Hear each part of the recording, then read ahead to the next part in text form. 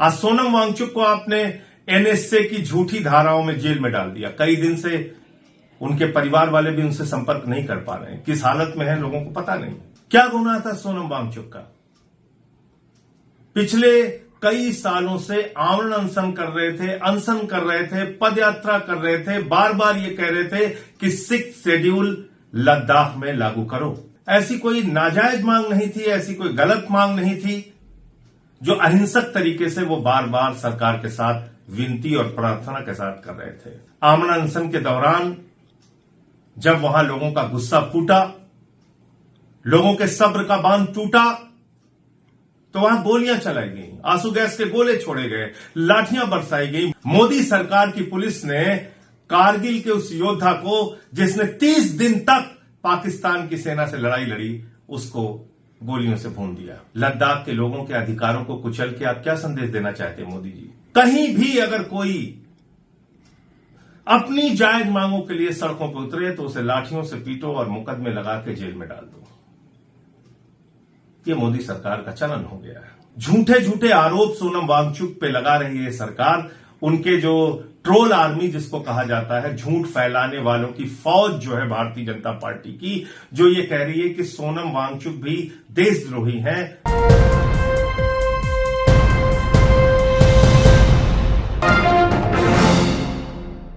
जय हिंद साथियों, कल एक अलग तरह का संयोग देखने को मिला। कल विजयदशमी का त्योहार था, जहां पूरे देश में रावण को जलाया गया। रावण को जलाकर इस बात का संकेत दिया गया कि हजारों वर्ष पहले भी जिसने अन्याय और अत्याचार किया था, समाज उसका विरोध करेगा और उसके प्रति अपने मन के गुस्से का प्रदर्शन करेगा।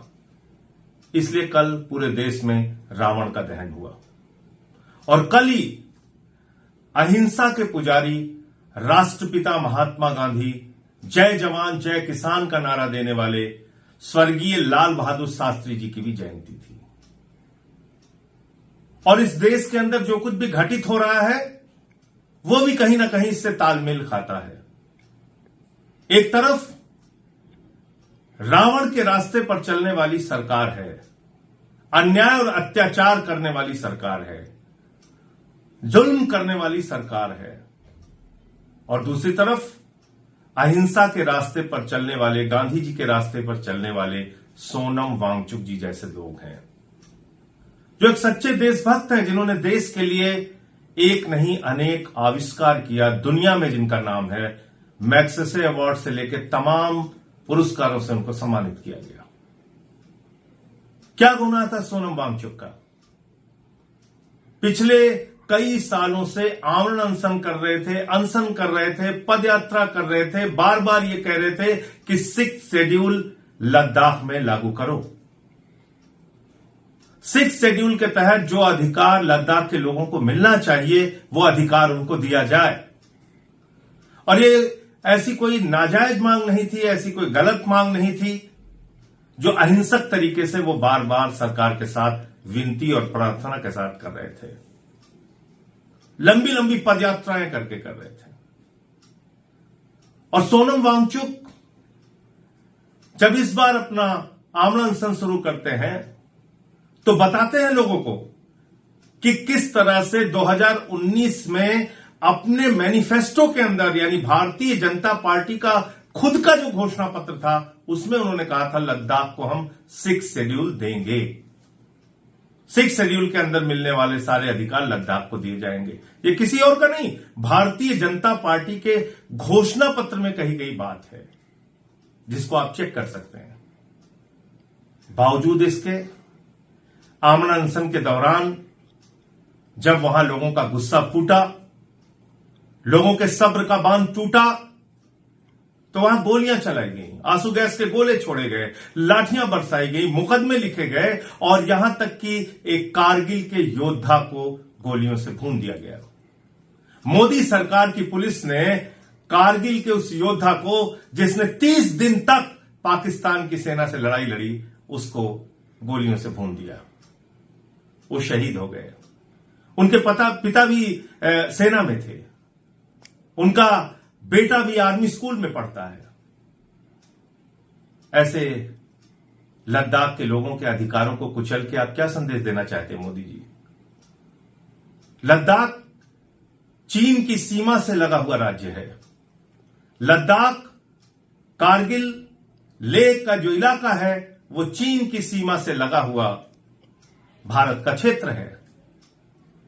और आप वहां के लोगों को खुद अपनी कार्रवाइयों से सरकार के खिलाफ खड़ा कर रहे हैं, अपने खिलाफ खड़ा कर रहे हैं। इसके लिए कौन जिम्मेदार है? सिर्फ और सिर्फ रावण के रास्ते पर चलने वाली मोदी की सरकार, कोई और नहीं। आज सोनम वांगचुक को आपने एनएसए की झूठी धाराओं में जेल में डाल दिया। कई दिन से उनके परिवार वाले भी उनसे संपर्क नहीं कर पा रहे हैं। किस हालत में है लोगों को पता नहीं। लेकिन क्या हम सब लोग इस रावणी कार्रवाई पर चुप रहेंगे? क्या हम सब लोग इस रावण की तरह आज के युग में किए जा रहे अत्याचार और अन्याय पे खामोश रहेंगे?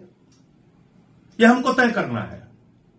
यह हमको सोचना होगा कि और कितना अन्याय आप बर्दाश्त करेंगे। किसान आंदोलन करता है तो खालिस्तानी कह दिया जाता है। नौजवान अपने अधिकारों के लिए, रोजगार के लिए एसएससी पेपर लीक के खिलाफ जब सड़कों पर उतरता है तो उसको लाठियां से बजाई जाती हैं, लाठियों से पीटा जाता है, मुकदमे लिखे जाते हैं और कहा जाता है कि ये तो नेपाल जैसी स्थिति हिंदुस्तान में पैदा करना चाहते हैं। ये जेनजी लोग हैं, इनको अपराध कर रहे हैं, इनको मारो, इनको कुचलो। कहीं भी अगर कोई अपनी जायज मांगों के लिए सड़कों पर उतरे तो उसे लाठियों से पीटो और मुकदमे लगा के जेल में डाल दो। ये मोदी सरकार का चलन हो गया है। हमने देखा कि किस तरह से महराज मलिक को पकड़ के पीएसए की धारा में जेल में डाल दिया। तो आज हम सबको यह सोचना पड़ेगा कि क्या गांधीवादी रास्ते पर चलना गुनाह है? झूठे झूठे आरोप सोनम वांगचुक पे लगा रही है सरकार। उनके जो ट्रोल आर्मी जिसको कहा जाता है, झूठ फैलाने वालों की फौज जो है भारतीय जनता पार्टी की, जो ये कह रही है कि सोनम वांगचुक भी देशद्रोही हैं और झूठे बेबुनियाद आरोप उस सोनम वांगचुक के ऊपर लगाया जा रहा है जिसने इस देश को बहुत कुछ दिया। एक ऐसा सेना के लिए सोलर टेंट बनाया जिसमें अगर बाहर 15 से 20 माइनस डिग्री टेम्परेचर होता है तो सेना के लोगों को उस टेंट के अंदर प्लस 15 डिग्री टेम्परेचर में रहने का आरामदायक इंतजाम होगा। ऐसा टेंट किसी और ने नहीं, खुद सोनम वांगचुक के आविष्कार से बना।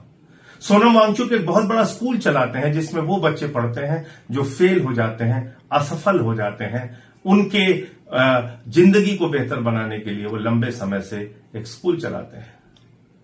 सोनम वांगचुक गांधीवादी और अहिंसावादी तरीके में यकीन रखते हैं, इसीलिए जब हिंसा हुई तो उन्होंने कहा कि मैं अपना आमरण अनशन तोड़ रहा हूं। एक उनका वीडियो दिखाया जा रहा है जिसमें कहा जा रहा है कि वो तो कह रहे थे कि अब जब चीन की सेना आएगी तो हम उसको लद्दाख में घुसने देंगे। कितने झूठे लोग हैं ये, कितनी बेबुनियाद बातें करते हैं ये, तथ्यों से दूर, झूठ फैलाने में मास्टरी। इसीलिए भारतीय जनता पार्टी का नाम मैं बार बार कहता हूं, ये भारतीय झूठा पार्टी है, भारतीय झगड़ा पार्टी है।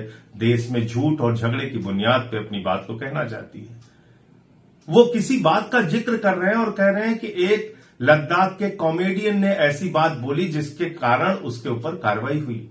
आगे पीछे की बात को काट के ये उसमें दिखाया जा रहा है कि सोनम वांगचुक ये कह रहे हैं। अरे सोनम वांगचुक तो वो व्यक्ति है जिन्होंने बायकॉट चीन के अभियान में भारत का साथ दिया। बायकॉट चीन के अभियान में भारतीय जनता पार्टी और मोदी सरकार के आह्वान का साथ दिया। तो आप ऐसे व्यक्ति को कहते हैं कि वो चीन के समर्थक हैं। पाकिस्तान में वो पर्यावरण के एक कार्यक्रम में गए थे जो यूएन के द्वारा आयोजित था। उस कार्यक्रम में आप जाने पर उनको देशद्रोही कह रहे हैं, जबकि आप खुद नवाज शरीफ को गले लगाते हैं, आप शी जिनपिंग को झूला झुलाते हैं, तब भी मोदी जी देशभक्त हैं, राष्ट्रभक्त हैं। वो प्रमाण पत्र बांटेंगे कि आप देशद्रोही हो कि देशभक्त हो। आज वक्त है हम सबको आवाज उठाने का, हम सबको बोलने का।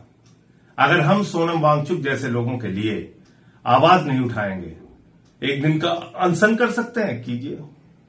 धरना दे सकते हैं तो दीजिए। कोई वीडियो बना सकते हैं तो वीडियो बनाइए। सोशल मीडिया पे कुछ उनके पक्ष में लिख सकते हैं तो लिखिए। कुछ कीजिए ऐसे गांधीवादी व्यक्ति के लिए कि कल जैसे मैंने आपको कहा, राष्ट्रपिता महात्मा गांधी की जयंती थी और रावण को पूरे देश में जलाया गया, विजयदशमी भी थी। अत्याचार और अन्याय के प्रतीक इस रावणी सरकार के खिलाफ गांधीवादी तरीके से, अहिंसावादी तरीके से आप सोनम वांगचुक के लिए आवाज उठाइए। उनका परिवार सुप्रीम कोर्ट में गुहार लगा रहा है।